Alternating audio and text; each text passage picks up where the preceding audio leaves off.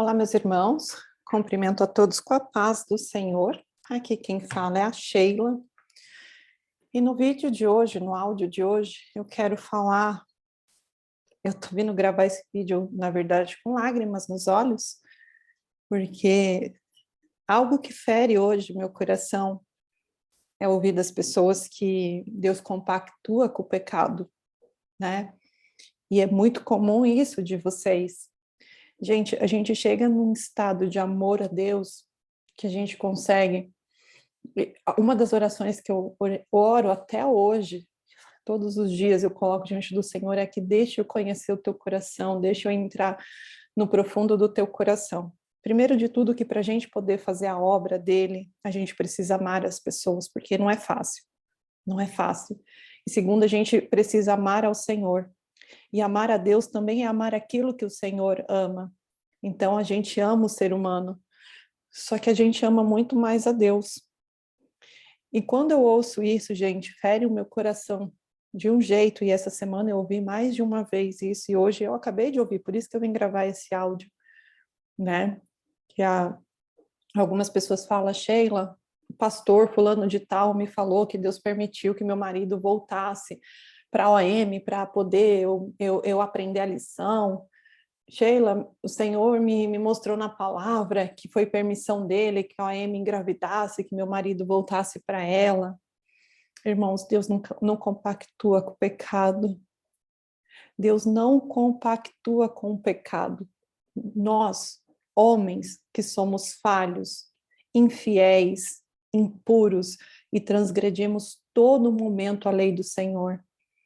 O Senhor não tem nada a ver com que teu marido voltou para a OM, ele não precisa usar o pecado para transformar o teu marido e a tua casa ou a você. Ele simplesmente percebeu que isso foi o que quebrantou o teu coração e está usando isso ao teu favor. Deus não precisa do homem para nada, irmão, somos nós que precisamos dele. Ele não precisa de mim para estar aqui trazendo essa mensagem para você. Se eu me negar a fazer, ele levanta outros. Quem dirá, Deus precisa de qualquer pessoa, do pecado, para poder transformar o homem.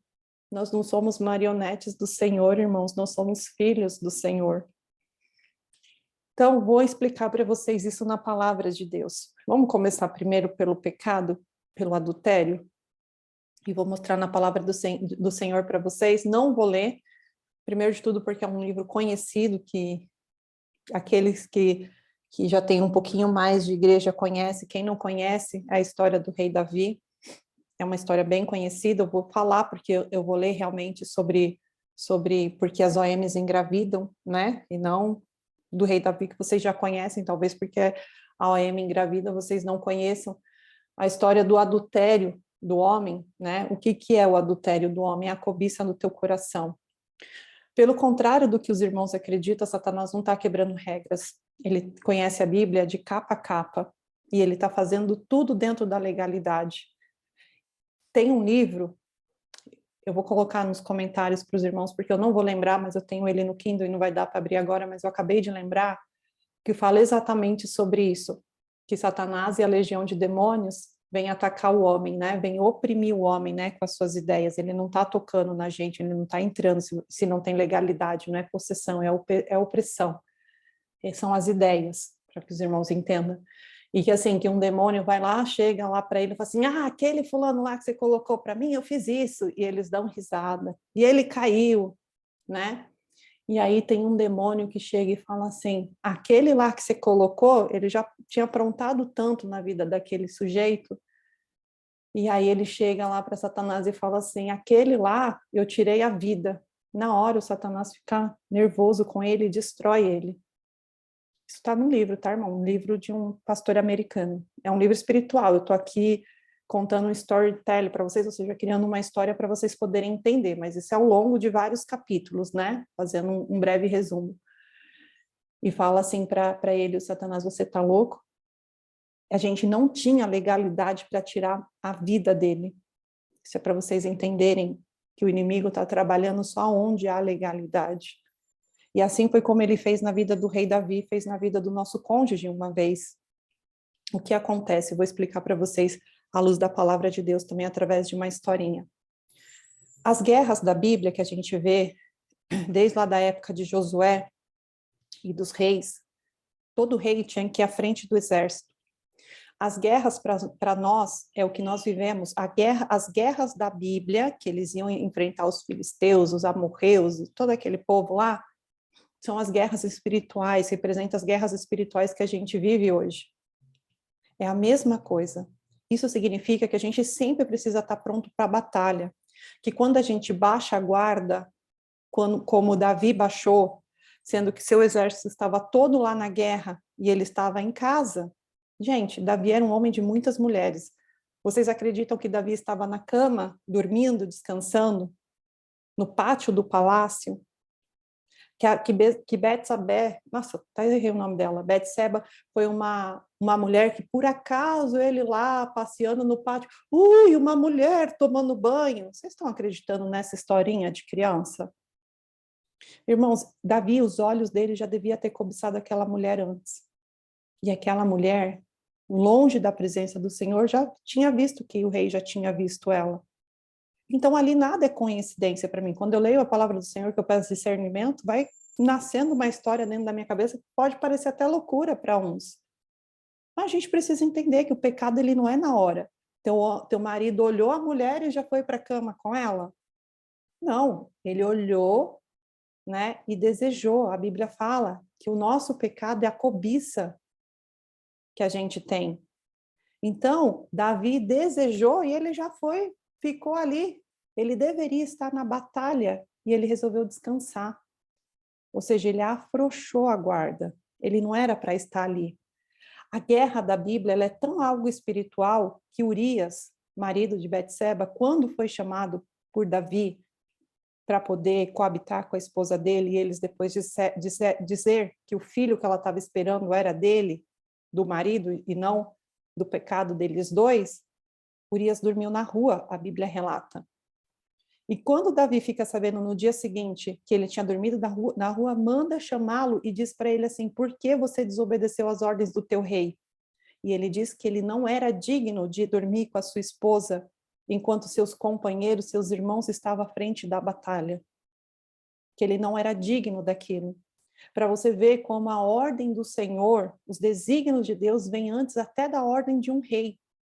E Davi não pôde fazer nada, Davi não pôde nem puni-lo pela desobediência dele, porque ele sabia que Deus vinha acima dele e que Urias ali estava honrando a Deus e aos seus companheiros. É por isso que Urias, ainda que foi morto injustamente, para que aquele propósito todo se cumprisse, para que hoje nós pudéssemos entender isso.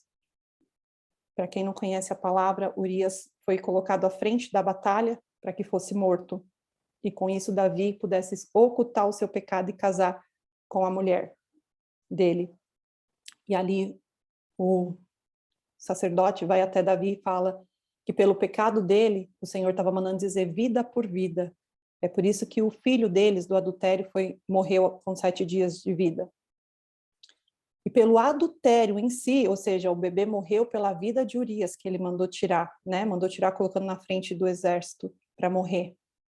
E os filhos, a segunda condenação de Davi pelo adultério, né? Que o fio da espada sempre passaria sobre a sua casa. E para quem não conhece a história, um dos filhos, Davi amava 3 filhos em especial, uma menina e 2 meninos. A Bíblia relata que eram os mais pertos de Davi, né? Naquela época os reis tinham muitos filhos, por isso que tinha muitas esposas. E esses irmãos, que não eram irmãos de mesma mãe, mas de mesmo pai, em Levítico fala sobre essas leis, né, que a gente não pode coabitar com irmãos, com pais, com tios, tá lá em Levíticos, né? E aí fala lá que um dos irmãos começou a olhar a irmã e cobiçá-la. E é nisso que Satanás entra, assim como Satanás entrou na cobiça de Davi, que mandou chamar aquela mulher que estava se banhando. Quem colocou aquela mulher ali? O próprio Satanás para instigá-lo. Era desejo, era cobiça do coração dos dois, porque isso é o que a Bíblia diz que é o pecado. Por isso que a Bíblia diz que nós pecamos antes mesmo do ato, só de ver, só de trazer para dentro do coração. Então, os filhos de Davi, Um irmão estuprou a irmã, o outro irmão ficou sabendo, matou não, né? Matou o irmão, exato, matou o irmão, e era o filho bom que matou o outro irmão, né? E ele fugiu. Davi, na verdade, mandou ele fugir, porque senão a lei era vida por vida, né? Ele teria que mandar matá-lo o filho, então mandou fugir, o filho fugiu. E aí, passado o tempo, né? Um dos homens ali que aconselhava Davi fez uma mulher inventar uma história sobre o filho, não sei o quê, e ali quebrantou o coração de Davi com a história daquela mulher, né? Que aquela mulher o filho tinha ido para longe por ter cometido uma história parecida, essa mulher inventou, né? Comandada por esse conselheiro de Davi, com o que aconteceu com os filhos de Davi. E aí aquela mulher falou, mas pode uma mulher viúva viver sem o único filho, meu rei, ainda que esse tenha cometido tal pecado, descumprindo o mandamento do Senhor? Aí Davi fala, né, a viúva a gente precisa ajudar, então Davi fala, não, minha senhora, a senhora pode mandar chamar teu filho de novo para cuidar da senhora. Então ali esse homem, quando Davi se põe naquilo, o coração dele quebranta, Davi fala, manda chamar teu filho também. E ali é quando o filho volta, e esse filho persegue Davi, e Davi tem que fugir desse filho, e o filho acaba sendo morto, né? Nessa guerra que ele travou contra o próprio pai. Essa história de Davi eu relatei para vocês, irmãos, para dizer assim, para vocês, Deus, ele não tem nada a ver com o pecado do teu marido. O pecado do teu marido é a cobiça do coração dele que Satanás viu e fez com que ele caísse dentro daquilo que ele já desejava. Satanás não pode quebrar nenhum princípio, e isso está lá no livro de Jó. A palavra em Jó 1 diz assim, que os filhos de Deus e Satanás foram visitar ao Senhor. Então Deus chega a Satanás e fala assim, de onde vem Satanás? Ele diz, de vigiar a terra. Aí Deus fala assim, né, se gabando, né? Viste meu servo Jó, homem justo e íntegro? Aí Satanás diz para ele assim, claro, o Senhor o cerca, dá riquezas, tira aquela cerca e tira a riqueza para ver se ele vai continuar sendo justo, íntegro e reto e não vai blasfemar contra o Senhor. Quando a gente vê essa palavra, irmãos, eu não entendia muito porque Jó tinha passado por aquilo. Aí eu decidi fazer um curso com o Rodrigo Silva, que é um historiador, né? Coloca aí os vídeos dele no YouTube. E o Rodrigo ensina, tem um estudo dele que é só sobre Jó. E eu fiz esse estudo com ele. E o Rodrigo, que passa mais lá em Israel, estudando essas coisas, né? Explicou, né? Que ele foi aprender da vida de Jó, e a própria palavra de Deus relata, né? Que Deus olha a terra e não vê um justo sequer. Ou seja, quando Deus fala dessa maneira de Jó, homem justo, íntegro e fiel, era para os padrões daquela época. Porque Jó, segundo a palavra de Deus, ele pagava sacrifícios pelos pecados que os filhos nem tinham cometido. Ele fala, Senhor, estou apresentando esse holocausto para o Senhor, se caso os meus filhos venham a pecar. Então ele apresentava por ele, pela esposa e pelos 10 filhos. Gente, hoje que nós somos miseráveis, ao ponto que o dízimo tem que ser pregado para a gente devolver. Hoje que nós somos miseráveis, que precisa de uma campanha na igreja para a gente ofertar. Naquela época, ofertar a Deus era praticamente um mandamento que as pessoas cumpriam com o coração, nunca foi realmente assim, é um mandamento com princípio, como honrar pai e mãe, né? Então, assim, naquela época as pessoas ofereciam melhor, por dizer assim, né? Eles eram criadores de gado, vamos falar que um boi valia R$100, um boi normal, mas aquele boi sem mácula, sem um risquinho no rosto, o melhor valia 1.000. Eles davam de 1.000 para o Senhor, porque a palavra de Deus fala que tinha que dar o melhor para Deus. Então era isso, Jó, ele dava 12 sacrifícios de R$1.000 para Deus. Vocês estão entendendo o que eu quero falar? E Deus se alegrava porque conhecia a pureza do coração de Jó, mas não significava que ele não era pecador. Aí Rodrigo ensina para a gente o seguinte, que aonde Satanás tocou foi nas brechas que existia na vida de Jó. Então, quando nós somos íntegros, justos diante de Deus, o Senhor nos cerca. E o inimigo não pode tocar, não há legalidade. O Senhor está nos protegendo. Por mais que nós pecamos, o Senhor está nos protegendo. Porém, chega aquele momento que o inimigo fala assim, aí Deus, até quando vai ficar passando a mão na cabeça deste teu filho? E Deus não pode ir contra a própria palavra dele, porque Satanás, quando foi diante de Deus, ele foi falando da palavra do Senhor, e a palavra de Deus não muda, irmãos. E Deus vai cumprir tudo aquilo que ele falou. Então, o Rodrigo ensina que Jó sim tinha brechas e pecados, só que pela integridade dele, por apresentar sacrifícios pelo pecado, o Senhor o protegia. Mas olha Davi, um homem segundo o coração de Deus, nem ele foi poupado da penitência pelo seu pecado. E vocês acham que Davi, que a Bíblia relata que foi um homem segundo o coração de Deus, o Senhor não passaria a mão na cabeça dele? Não, meu filho, você realmente errou, deixa para lá, você é rei, você pode errar. Gente, Davi não precisava de Betseba, Urias só tinha uma única esposa, o rei tinha muitas. Mas ele desejou justo aquele não podia tocar. Então, meus irmãos, a gente precisa entender que por mais que nós sejamos amados e queridos pelo Senhor, ele não vai passar a mão em nossa cabeça, porque a palavra de Deus diz que ele corrige a quem ele ama. Então, teu marido voltou para a OM porque o coração dele está cobiçando aquilo. Ele quer viver aquilo. Não é porque o Senhor está permitindo. Se fosse da vontade de Deus, nós não teríamos pecado. E por isso que ele entregou o seu único filho, unigênito, Deus reencarnado, para que morresse pelos nossos pecados. A pastora Viviane é minha mentora, e ela explica uma coisa assim, que aquela dor que Jesus fala, porque o Senhor me abandonou, né? Quando ele fala para Deus aquilo, ela fala que não era dor pela morte, ou pelo que ele estava passando. Era a dor da separação de Deus. Porque naquele momento em que ele é preso, é quando veio a condenação dos nossos pecados sobre ele. E o que nos separa de Deus é os pecados. Então ela fala que aquela dor, porque o Senhor me abandona, olha, fico com vontade de chorar. Porque ali veio sobre ele os nossos pecados, o preço dos nossos pecados. Então ali há a separação dele com Deus. Gente, a Bíblia é algo tão mais profundo do que a gente pode imaginar para a gente inculcar tantas coisas na conta de Deus.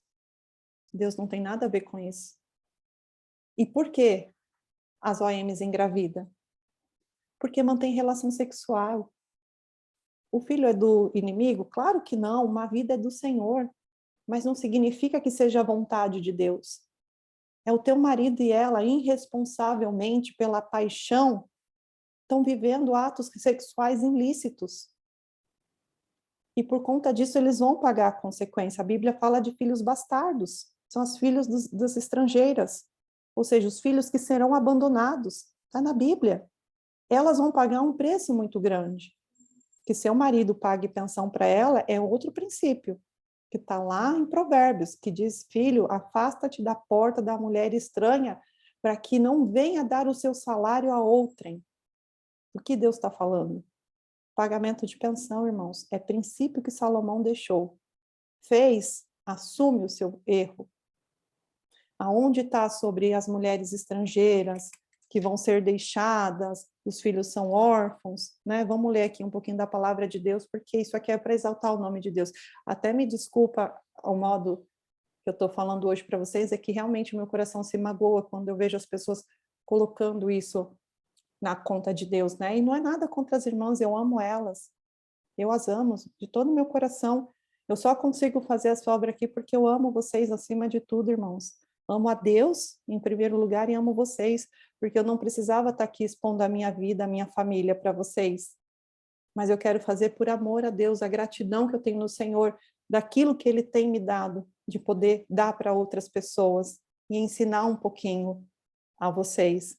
Eu não tenho toda a verdade, irmãos, não conheço a Bíblia assim como muitos estudiosos conhecem, mas com relação a casamento eu venho estudando há muito tempo, porque eu não quero mais falhar, entendeu? Ninguém me ensinou para o casamento. Eu estava conversando com uma irmã hoje, eu falei para ela, irmã, sabe por que os casamentos de hoje não dão certo? O meu sonho não era ter um canal no YouTube, o meu sonho era ter um lugar, uma instituição para receber mocinhas igual a minha filha, até as mulheres viúvas, ou seja, mocinhas pré-adolescentes, adolescentes, mulheres preparando-se para casar, casadas, as que estão no deserto, divorciadas, viúvas, para poder ensiná-las como era antigamente. Antigamente a responsabilidade da mulher era sobre o lar, por isso que a palavra de Deus diz que a mulher sábia edifica a sua casa.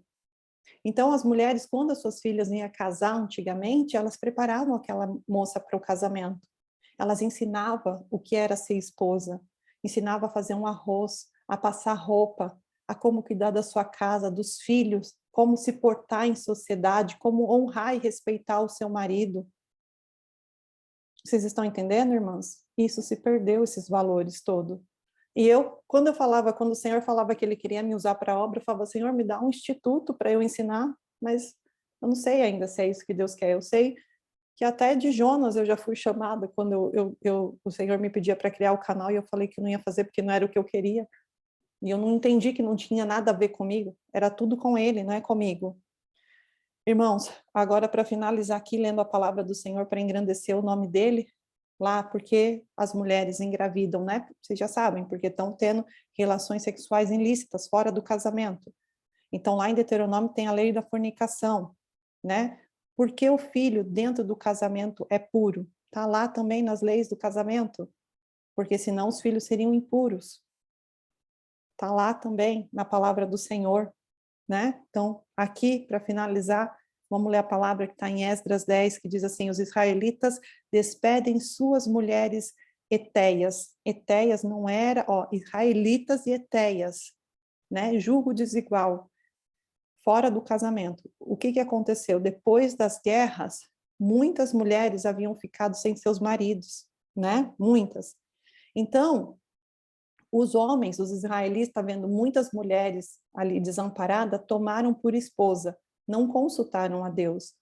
Quantos de nós, eu esperei no Senhor, né, irmãos? No segundo casamento, vocês sabem que eu sou viúva de um primeiro casamento, no segundo casamento eu esperei no Senhor. Mas quantos, eu no primeiro casamento não tinha esperado em Deus, eu não perguntei para Deus se era da vontade dele, né? Mas quantos se casaram sem consultar ao Senhor? Muitos, né? Então, assim, ali na palavra também de Abraão, né, quando Sara quer porque quer um filho, eles têm uma promessa de Deus que eles vão ser pais das nações, e Sara não engravida porque foi um período de 25 anos entre a promessa que Deus fez até o cumprimento de Isaac, ali no meio do caminho, Sara e Abraão colocam a mão.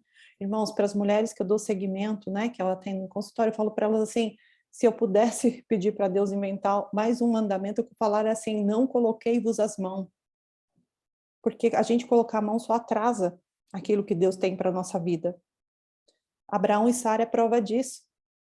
Que Abraão e Sara, esperando na promessa, não tiveram paciência por lá e colocar a mão. Sara pediu para Abraão coabitar com a empregada dela, com a serva dela. Adultério, irmãos. Saiu Ismael. Por isso que hoje a gente vê essas guerras lá no Meio Oriente, lá que era povo de Deus, brigando em nome de Deus.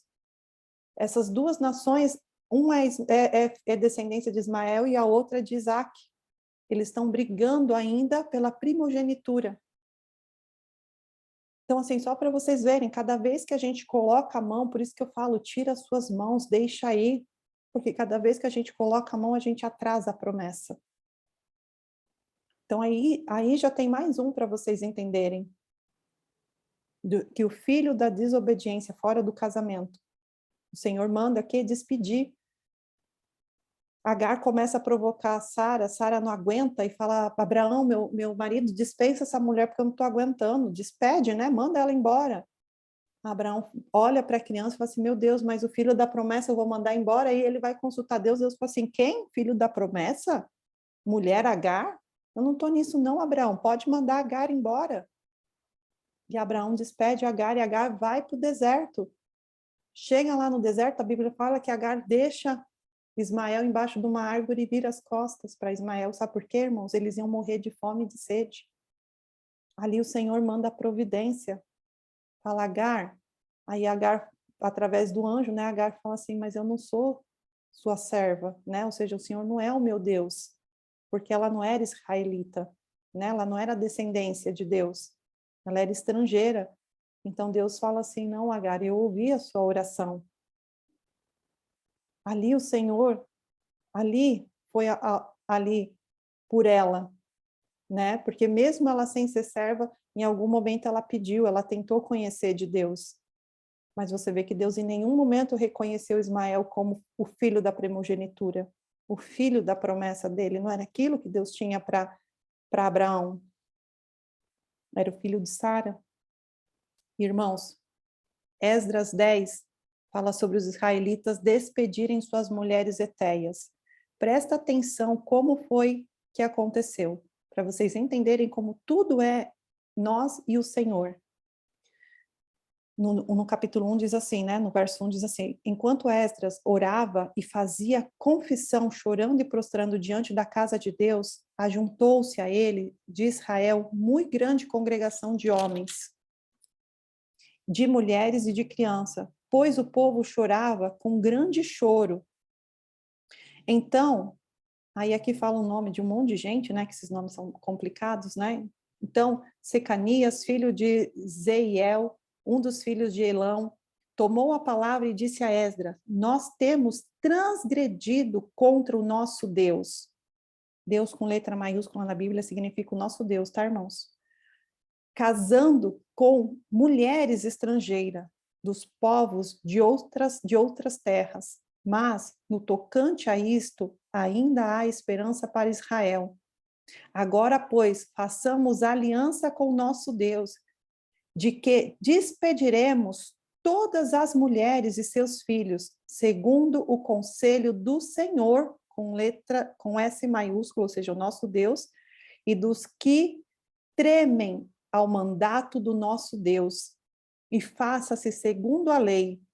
Levanta-te, pois, estas coisas é de tua incumbência, e nós seremos contigo.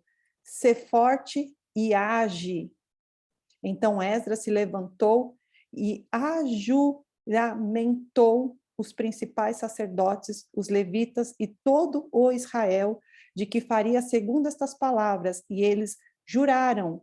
Esdras se retirou e diante da casa de Deus e entrou na câmara de Joanã, filho de Eliasebe, e lá não comeu pão, nem bebeu água, porque pranteava por causa da transgressão dos que tinham voltado ao exílio. Fez-se passar pregão por Judá e Jerusalém, e todos os que vieram do exílio que deviam ajuntar-se em Jerusalém. E que se alguém em 3 dias não viesse segundo o conselho dos príncipes e dos anciãos, todos os seus bens seriam totalmente destruídos, e ele mesmo separado da congregação dos que voltaram do exílio. Então todos os homens de Judá e de Benjamim, em 3 dias, se ajuntaram em Jerusalém. No dia 20 do mês 9, todo o povo se assentou na praça da casa de Deus, tremendo por causa desta coisa e por causa das grandes chuvas. Então se levantou Esdras e o sacerdote e lhes disse: vós transgrediste casando-vos com mulheres estrangeiras, aumentando a culpa de Israel. Agora, pois, fazei confissão ao Senhor, Deus dos vossos pais, e fazei o que é do seu agrado. Separai-vos dos vossos povos de estas terras e das mulheres estrangeiras. Respondeu toda a congregação e disse em alta voz: assim seja, segundo as tuas palavras, assim nos convém fazer. Vocês estão entendendo, irmãos, que a vontade de Deus não é que seu marido tenha uma mulher estranha na vida dele ou filhos com ela? Ela vai pagar o preço também por isso. E eu falo para vocês que eu, no início do deserto, o meu desejo era vingança, eu queria ver ela pagando. Mas houve um momento, irmãos, que eu acredito que eu orava tanto por ela e eu falava para Deus: Senhor, eu quero perdoá-la. Eu gritava no chão do meu quarto, eu falava assim: fulana, você não me deve nada, você está perdoada. E ela estava com meu marido naquela hora. E eu falava: fulana, você não me deve nada, você está perdoada. Sabe por quê, irmãos? Eu tinha entendido que ela não entendeu a lei de Deus. E que pode passar céus e terra, mas as palavras do Senhor não passará. Eu estava colhendo aquilo que eu havia plantado. E se a gente fosse julgar nós mesmos, nós não seríamos julgados, né? E eu me julgava tão boa e estava colhendo tanta coisa ruim. Então eu ficava imaginando como pode ser a colheita dela, né? E eu não desejava nem isso para ela. Não desejava nem que ela colhesse. Muitas vezes eu, chorando, eu falava para Deus, Senhor, se ela tiver que colher alguma culpa pelo que ela me fez, eu prefiro que ela não colha, porque se para mim dói tanto a colheita, eu não imagino como vai ser para ela, destruindo uma casa, uma família, trazendo tanto choro, tanta dor, porque eu plantei dentro da minha própria casa por não ter sido sábia, mas eu não destruí a vida de ninguém, nem a do meu marido. Eu posso ter acabado com o nosso casamento, mas a gente não destruiu as nossas, eu não cheguei a destruir a vida dele. Então, assim, eu me sentia destruída naquela hora, né, irmãos? Mas, assim, eu falo para vocês, eu desejo de todo o meu coração que vocês possam chegar nesse momento em que eu cheguei, de olhar para ela e ver que ela é uma alma que está perdida e que ela não, a gente não desejar vingança e sim misericórdia, porque esse é o coração do nosso Deus. O Senhor quer misericórdia, Ele não quer vingança, Ele não está se vingando, Ele está simplesmente ensinando e corrigindo. Que Deus abençoe a vida de vocês, a família de vocês, os filhos de vocês, em nome de Jesus. Amém?